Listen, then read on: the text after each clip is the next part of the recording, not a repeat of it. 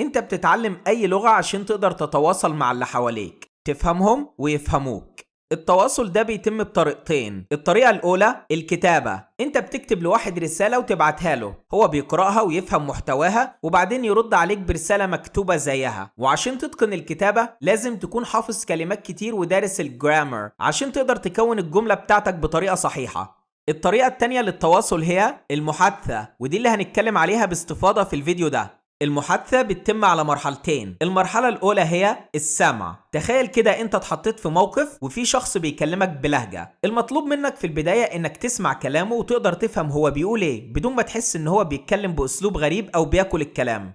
بعد ما تفهم هو عاوز يقول ايه بتبدأ تعمل الخطوة التانية في المحادثة بقى، وهي انك ترد عليه بسرعة وبنطق سليم. طب خلينا نمشي خطوة خطوة ونشوف هنعمل كده ازاي. اول حاجة، عشان تفهم اي حد بيتكلم انجليزي بلهجة بدون ما تحس ان هو بياكل الكلام لازم تكون دارس قواعد النطق اللي هو بيستخدمها. قلت لك قبل كده اي جملة في اللغة الانجليزية بتكون مكونة من كلمات جنب بعض. لما بتدرس كورس صوتيات اللهجة الأمريكية معانا بتتعلم إزاي تنطق كل كلمات اللغة الإنجليزية بطريقة صحيحة وبلهجة أمريكية سليمة بس بصورة منفصلة، يعني كل كلمة لوحدها. وأكيد مش ده النطق اللي أنت هتسمعه، عمرك ما هتشوف حد بيتكلم إنجليزي بلهجة وهتلاقيه بينطق كل كلمة لوحدها، مفيش الكلام ده. أي حد بيتكلم بلهجة بتلاقيه بينطق الجملة على بعضها بصورة متصلة كأنها كتلة واحدة على بعضها. وعشان تقدر توصل للنطق ده إنك تنطق الجملة على بعضها بصورة متصلة بنشرح لك كورس المقاطع الصوتية وقواعد وصل الكلام. في الكورس ده بنعلمك ازاي تربط ما بين كل كلمتين متتاليتين في الجملة وتنطق الجملة على بعضها بصورة متصلة زي النيتيف سبيكرز بالظبط. ومادام بتنطق صح هتسمع صح وتقدر تفهم اي حد بيتكلم بلهجة بكل سهولة ومن غير ما تحس انه بياكل الكلام. طب بعد ما سمعت كلامه وفهمته هترد عليه ازاي؟ اكيد طبعا مش هتقعد تكون الجملة بنفسك وتقعد تفكر في نوع الكلمات اللي هتستخدمها، هل هي اسم ولا فعل ولا صفة ولا ظرف، وازاي هتستخدمها في الجملة، وايه الزمن اللي هتستخدمه بيتكون ازاي. الكلام ده غلط طبعا، انت ما اتعلمتش تتكلم عربي كده.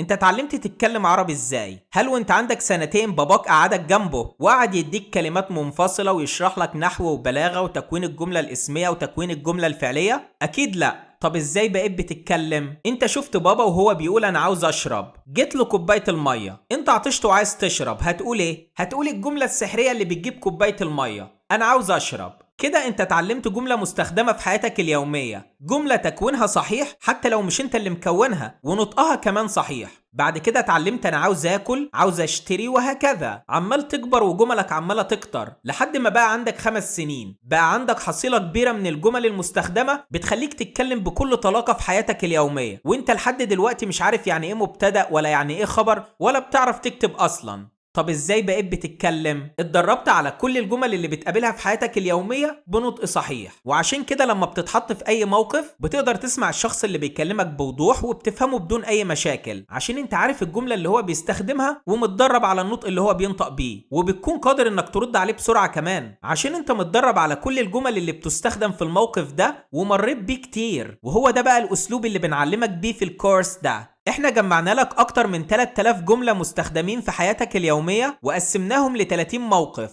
بندربك على المواقف دي بنطق صحيح، النطق اللي انت هتسمعه في ارض الواقع. بتعيش الموقف معانا كأنه حقيقي عشان لما تتحط فيه تبقى جاهز انك تفهم اي حد بيكلمك بلهجة وتبقى جاهز انك ترد عليه بسرعة وبنطق سليم عشان انت متدرب على كل الجمل اللي في الموقف ده. هتلاقي الجمل في التطبيق بالشكل ده. في أول سطر هتلاقي الجملة مكتوبة بالحروف وتحتها نطق كل كلمة منفصلة برموز الأصوات، وفي الآخر خالص هتلاقي النطق النهائي للجملة على بعضها بصورة متصلة بعد ما طبقنا قواعد وصل الكلام. يعني الأصوات اللي المفروض تتحذف حذفناها، والأصوات اللي المفروض تتحول من صوت لصوت حولناها، وهكذا. يعني ده النطق النهائي للجملة، النطق اللي انت هتسمعه في أرض الواقع بالفعل. لو ضغطت على الجملة اللي فوق هتتنطق لك بسرعة وبلهجة أمريكية سليمة. خلينا نجرب.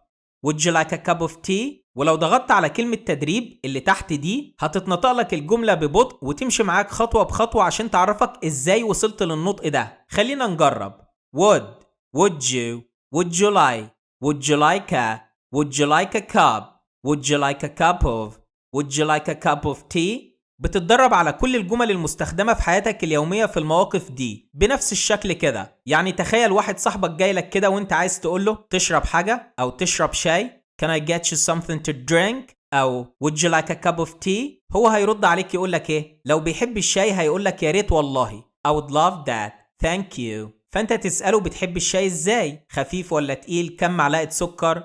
How do you like your tea? Weak or strong؟ لو هو بيشرب خفيف و4 معالق سكر مثلا weak with 4 teaspoons sugar. لو بيحبه تقيل ومن غير سكر مثلا strong without sugar. طب لو ما بيحبش الشاي خالص هيقول ايه؟ No, I don't drink tea. Thank you. فانت تعرض عليه مشروب تاني، قهوة مثلا. Okay, how about some coffee؟ بتحب تشرب القهوة ازاي؟ How do you like your coffee? Black coffee, white coffee، وهكذا. هيوصف لك المشروب بتاعه ايا كان ايه، هتعمله وتجيبه له تقول له here you are. طبعا هتتعلم المشاريب كلها معانا في الكورس، وهتتعلم ازاي تطلب المشروب بتاعك. بعد ما بتخلص الكورس ده بيكون معاك حصيلة من الجمل والكلمات كبيرة جدا، أكتر من 3000 جملة و7000 كلمة مستخدمين في حياتك اليومية. الجمل دي بتخليك تتكلم في إطار حياتك اليومية بكل طلاقة وبلهجة أمريكية سليمة. بتقدر تسمع الشخص اللي بيكلمك بوضوح وبتفهمه بدون أي مشاكل، عشان انت عارف الجملة اللي هو بيستخدمها ومتدرب على النطق اللي هو بينطق بيه، وبتكون قادر انك ترد عليه بسرعة كمان، عشان انت متدرب على كل الجمل اللي بتستخدم في الموقف ده ومريت بيه كتير. وانت بتتدرب على المحادثة بإمكانك تدرس الجرامر عشان تتعلم ازاي بتكون الجملة وتتعلم الأزمنة واستخداماتها، وبكده تكون جمل جديدة وتضيفها لحصيلتك اللغوية. ما تنساش تتفرج على عرض محتوى الكورسات اللي بنقدمها في الجرامر.